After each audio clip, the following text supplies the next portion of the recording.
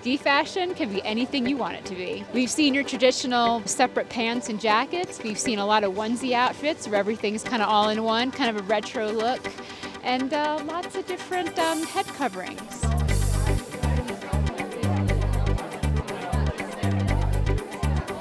This is Copper Mountain. This is one of my favorite ski resorts here in the Rockies. There's a fire and a ball. Copper Mountain. My favorite thing about Copper Mountain is that it has all of the awesome things you would expect in a typical ski resort in the Rockies, but it's a little bit low-key in a nice way. It's not as crowded. The lift lines are not long. As far as the snow conditions and the amount of runs and the layout of the mountain, it's amazing. It's just like any other top-level world-class ski resort.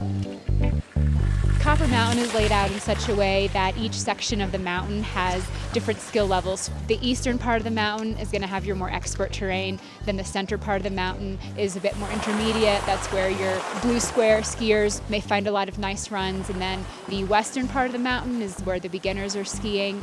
A lot of green runs. There's also some really nice blue runs on the west side of the mountain as well. Something really nice about that is you don't have to worry about different levels of ski trails intersecting each other. You can stay to whatever part of the mountain that has the runs that interest you, and you really don't have to worry about accidentally getting on a level of run that you didn't intend to. The copper sign behind me is actually carved out of snow, which is pretty awesome. It looks like they just dyed the negative space in between the letters blue to make it stand out a little bit more. Dun, dun, dun, dun, dun, dun. Dun, dun, dun, dun, dun. Getting around Copper Mountain is actually very easy. There's free shuttles. There are several routes. The simplest one is the Copper route. Basically, it just stops at the three main villages of Copper Mountain. We've used the Copper Loop the most often to get from East Village, Center Village, and West Village. The three villages at the base of Copper Mountain really provide anything you could possibly need during your vacation here. Center Village is actually the largest village, but there's also East Village and West Village. All have dining options, shopping options, lots of fun places to explore. So everything you need, it's here. If you're in Center Village, it's also fun to sit in this teal chair and kind of kick back and enjoy yourself.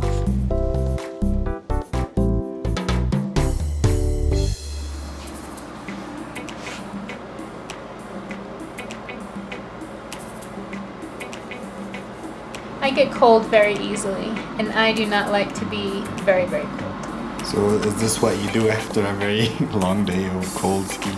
Yes, I'm trying to warm up. The feels like temperature was negative 10 degrees outside, which is a whole different category of cold. It's kind of like having a space heater, but bigger and more powerful. It's been so amazing to be able to wake up to this view every morning and just watch throughout the day when we're hanging out in the condo. Watched all the people come down the nice black slopes right in front of us and see all the fascinating ski attire on people about to load onto the Super V lift.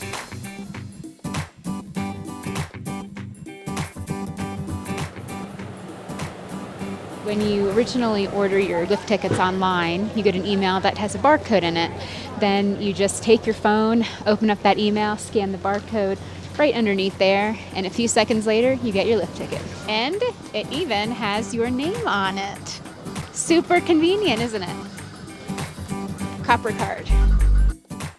When you buy your lift tickets, you can actually pay a little bit of extra money and get something that's called a fast track. And what that does is it lets you bypass the regular lift lines. But we really didn't think that it was necessary at all because the longest lift lines we experienced were still just a few minutes.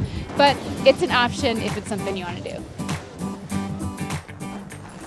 Fun fact about Copper Mountain is that the movie Dumb and Dumber, all of the skiing scenes in that movie were actually shot in Copper Mountain, not Aspen. So the scene when Harry stuck his tongue out to lick the little metal thingy, that was here in Copper Mountain. Oh look, Frost. Harry? Are you okay? Oh yeah, I get loose all the time. My favorite lift so far is the American Flyer lift because it's got the blue plastic bubble that you just kind of grab and pull over you. And that keeps you a little bit warmer and drier, and it's a pretty long lift, so it's really nice to have that blue bubble. Being inside this blue bubble, it's like so nice and quiet and warm. It's very soothing. It is. It's almost like you're secluded from the elements. This is such a unique lift. This is the Rendezvous Lift, and when you go on top of it, it gives you the chance to have a very nice view.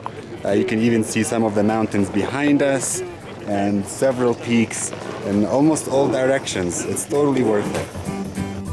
And what's interesting is that you see over there in this direction, all of that area above the tree lines, there's no trees, just snow. That area gets pretty windswept up there because there aren't any trees. So sometimes if you're skiing up there, you've got to watch out for rocks and hazards. I wouldn't know that from personal experience, but I've heard.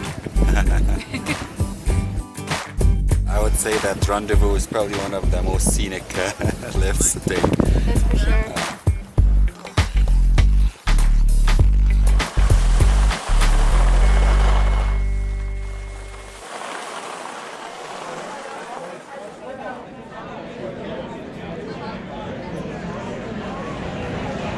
One of the many fun aspects of skiing is hanging out in a lodge to warm up and drinking hot chocolate. Somehow hot chocolate is better after skiing for a few hours.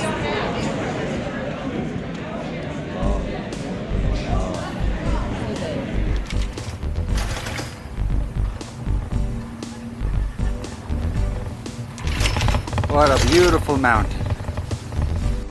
The view from anywhere on the mountain, even here at the base, is just extraordinary.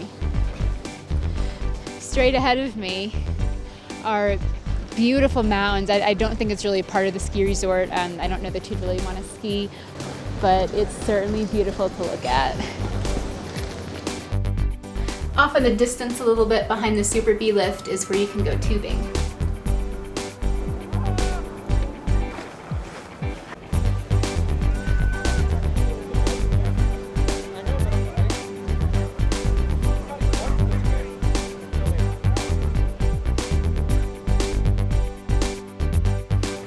What a great ski resort. I would come back here every year if I had.